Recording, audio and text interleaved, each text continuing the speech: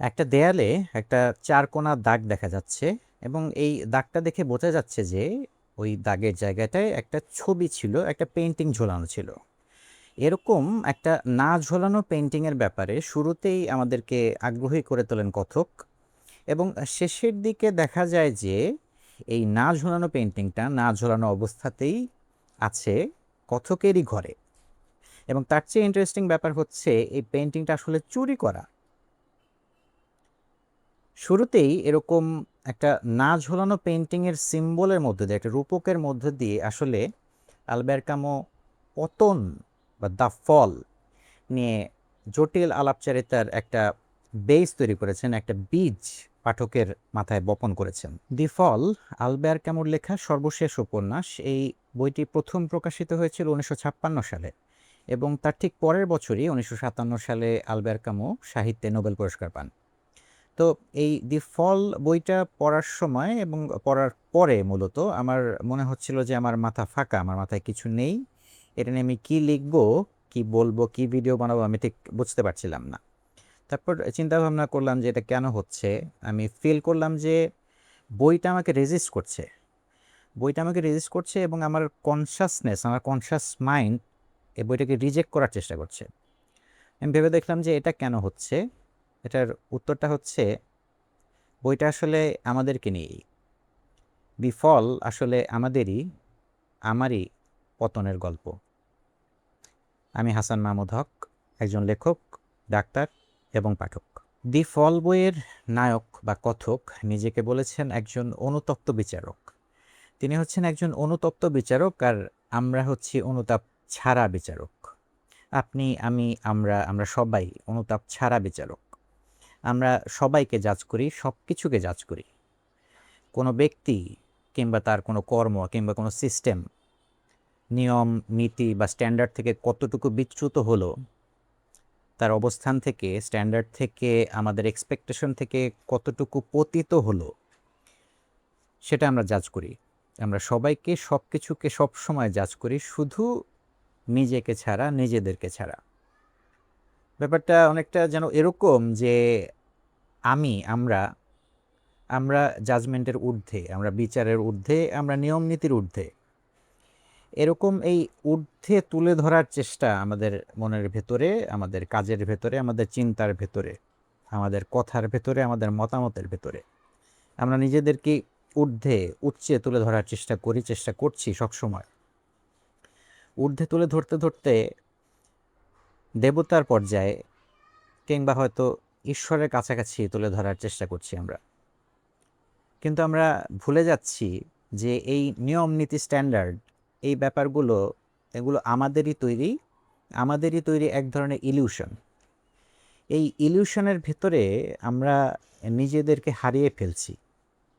আমরা ভুলে যাচ্ছি আমরা কেউই জাজমেন্টের ঊর্ধ্বে নই। তবে সেলফ জাজমেন্টের আয়নায় যে আমরা কখনোই তাকাই না, কিংবা তাকালেও সবসময় যে চোখ বন্ধ করেই তাকাই, ব্যাপারটা আসলে সেরকমও নয়। আমরা সবাই মাঝে মাঝে সেলফ রিফ্লেক্ট করার চেষ্টা করি। আমরা চিন্তা করি আমরা নিজেদের উচ্চ অবস্থান নিশ্চিত করার জন্য, নিজেদেরকে ঊর্ধ্বে তুলে ধরার জন্য যে কাজগুলো আমরা করেছি, যে কথাগুলো আমরা বলেছি, যে আচরণ আমরা করেছি, সেগুলো মনে পড়ে। নিজেদের উচ্চ অবস্থানটা যেন কোনোভাবেই নষ্ট না হয় সেটা নিশ্চিত করার জন্য যে মানুষগুলোকে আমরা ব্যবহার করেছি, যে মানুষগুলোর সাথে আমরা খারাপ ব্যবহার করেছি, যে মানুষগুলোর হক আমরা নষ্ট করেছি, তাদের কথা মনে পড়ে। কিন্তু অনুতাপ কি হয় আসলে? মনে হয় আমি অন্যায় করেছিলাম, মনে হয় আমি ভুল করেছিলাম, এই উপলব্ধি কি হয়? সম্ভবত আসলে হয় না। তখন আমরা নানা রকম যুক্তি দেই, সেলফ ডিফেন্স দাঁড় করাই, নিয়মের ফাঁকফোকর, নিয়মের নানা রকম ব্যাখ্যা আমরা তৈরি করি, প্রয়োজনে নতুন নিয়ম তৈরি করি, নিয়মের আড়ালে নতুন প্রবঞ্চনা তৈরি করি, নতুন টেকনিক তৈরি করি, সৃষ্টি করি নতুন সিস্টেম। দি ফল বইয়ের স্ট্রাকচারটা বা গল্প বলার টেকনিকটা সত্যি কথা বলতে আমার খুব একটা ভালো লাগেনি। এই গল্পটা হয়তো অন্যভাবেও বলা যেত, এবং অন্যভাবে বললে, অন্য টেকনিকে বললে সম্ভবত এই বইটা আরও বেশি মানুষের কাছে পৌঁছতে পারত। এই পতনের গল্পটা আরও বেশি মানুষকে রিচ করতে পারত, বেশি মানুষকে ছুঁতে পারত। তো এখানে দেখা যায় যে একজন অনুতপ্ত বিচারক, গল্পের নায়ক বা কথক, তিনি তার নিজের বানানো এক রকমের একটা স্টেজ, কিংবা বাস্তবে সেটা হচ্ছে একটা বার, সে বারে বসে তিনি কথা বলে যাচ্ছেন। এবং তার কথার শ্রোতা হচ্ছে মাত্র একজন, এবং সে শ্রোতারও কোনো সংলাপ নেই, কোনো ডায়ালগ নেই। ডায়ালগ শুধুমাত্র ওই একজনেরই, কথকের বা নায়কের। এবং সেই কথাবার্তাও আসলে সার্কুলার বা লুপিং, সুনির্দিষ্ট কোনো বিষয়ে না। সবকিছু মিলিয়ে এই বইটাকে, দ্য ফল বইটাকে আসলে উপন্যাস হিসেবে স্বীকার করতেই একটু কষ্ট হয়, আসলে একটু কষ্টই হয়। তো সেদিক থেকে এটাকে অ্যান্টি নভেলও বলা যেতে পারে। এই বইটা পড়ে প্রচলিত অর্থে কেউ আসলে আনন্দ পাবে না, পাবে অস্বস্তি। এখন আমার মনে হয় পাঠককে আনন্দ দেয়া বা পাঠক প্রিয় করে তৈরি করার জন্য এই বইটা আলবের ক্যামু লেখেননি। আমার ধারণা, আমার মনে হয় সাধারণ মানুষ বা সাধারণ পাঠক এই বইয়ের, এই দি ফল বইয়ের টার্গেট রিডার না। সাধারণ মানুষের কথা চিন্তা করে সাধারণ মানুষকে বা সাধারণ পাঠককে টার্গেট করে এই বইটা আলবের ক্যামু লেখেননি। তিনি টার্গেট করেছেন, ওনার টার্গেট রিডার হচ্ছে, এই দি ফল বইয়ের টার্গেট রিডার হচ্ছে বুদ্ধিজীবীরা, কিংবা যারা বুদ্ধিবৃত্তিক দিক থেকে কিংবা বুদ্ধিমত্তার দিক থেকে নিজেদেরকে সাধারণের চেয়ে উচ্চ শ্রেণীর মনে করেন, তাদেরকে টার্গেট করে এই দি ফল বইটা আলবের ক্যামু লিখেছেন। তিনি চেয়েছেন তাদের অলক্ষ্যেই, তাদের বানানো ভিতটাকেই তাদের ভেতরে নাড়িয়ে দিতে। তিনি চেয়েছেন কিছু ভাবনা, কিছু থট, কিছু আইডিয়া, কিছু প্রশ্ন তাদের অলক্ষ্যে, তাদের সাবকনশাসে ইমপ্ল্যান্ট করতে। কারণ আমরা কনশাস মাইন্ডে, কনশাস ব্রেইনে আমরা একটা আইডিয়াকে, একটা থটকে রিজেক্ট করার চেষ্টা করতে পারি, রেজিস্ট করতে পারি, কিন্তু আমরা আমাদের সাবকনশাসকে কন্ট্রোল করতে পারি না। সে কারণে আমাদের সাবকনশাসকেই আলবের ক্যামু টার্গেট করেছেন। দ্য ফল বইয়ের একটা দৃশ্য আমার মাথায়, আমার মস্তিষ্কে, আমার মগজে, আমার মনে একরকম ইমপ্ল্যান্ট হয়ে গেছে বলা যায়। এটা হচ্ছে বইয়ে ওই দৃশ্যটা পড়ার পর থেকেই আমার মনে হয় এই দৃশ্যের কথা লেখক বা কথক বা নায়ক তিনি বইয়ে অনেক পরে বললেও পুরোটা সময় জুড়ে এই দৃশ্যটা তার মাথায়ও করেছে, এটা তার মাথায়ও ইমপ্ল্যান্টেড হয়ে গিয়েছিল। সেই দৃশ্যটা হচ্ছে,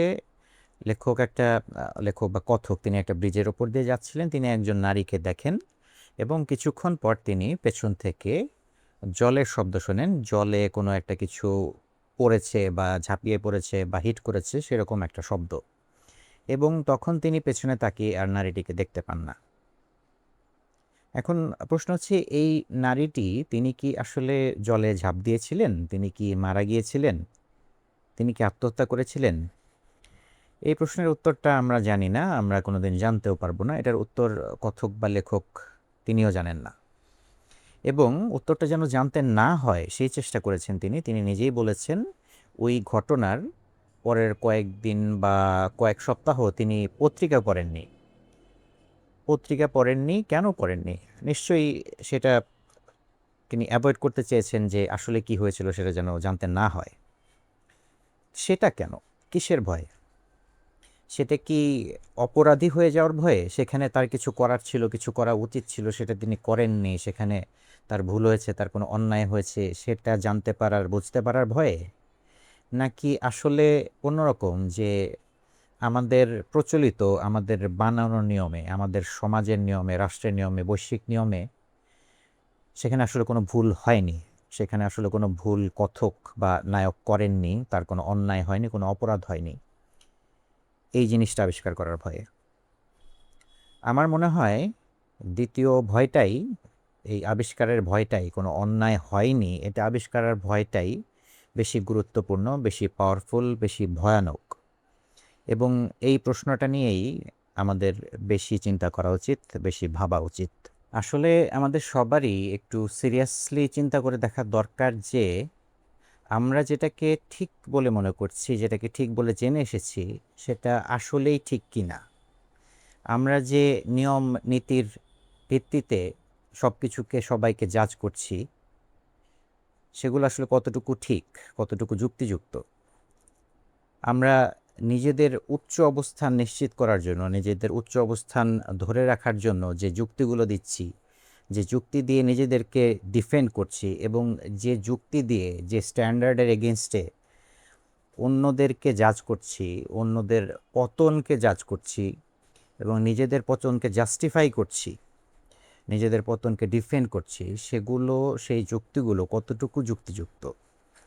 এবং নিজেদের মনে, নিজেদের ভেতরে নিজেদের সম্পর্কে যে উচ্চ ধারণা আমরা পোষণ করি, নিজেদেরকে যে উচ্চ অবস্থানে আমরা আসীন করে রেখেছি, অবস্থানে বসিয়ে রেখেছি নিজেদেরকে যেরকম উচ্চ অবস্থানের, উচ্চ পর্যায়ের মানুষ কিংবা জীব মনে করছি, সেটা আসলে কতটা যুক্তিযুক্ত। আমার মনে হয় আমাদের নিজেদেরকে সত্যিকার অর্থে ঊর্ধ্বে তুলে ধরার জন্য, আমাদের কাঙ্ক্ষিত উচ্চাবস্থান নিশ্চিত করার জন্য প্রথম ধাপটাই হচ্ছে এটা মেনে নেয়া, এটা স্বীকার করা যে যেসব নিয়ম নীতি স্ট্যান্ডার্ডের ভিত্তিতে আমরা সবাইকে বিচার করছি, সব কিছুকে জাজ করছি, সেসব থেকে আমরা নিজেরাই বিচ্যুত হয়েছি আমাদের অগোচরেই, একবার নয়, বারবার, বহুবার। এবং আমাদের কাঙ্ক্ষিত অবস্থান থেকে, আমাদের কল্পিত বেদি থেকে আমাদের পতন হয়েছে। দ্য ফল নিয়ে কথা শেষ। এখন এর পরে যে বইটা আমি পড়ব সেটা দেখাচ্ছি। সেটা হচ্ছে তিওদর দস্তয়েভস্কির নোটস ফ্রম আন্ডারগ্রাউন্ড, বা বাংলায় অজ্ঞাতবাসের পত্র। এই বইটা এরপর আমি পড়ব। আপনাকে আমন্ত্রণ আমার সাথে অজ্ঞাতবাসের পত্র পড়ার জন্যে। বইটা পড়া শেষ হলে আমি চেষ্টা করব এই বইটা নিয়ে একটা ভিডিও তৈরি করতে, ভিডিও নিয়ে আসতে। ততক্ষণ পর্যন্ত ভালো থাকুন, সুস্থ থাকুন, সুন্দর থাকুন। Thank you for your time and attention.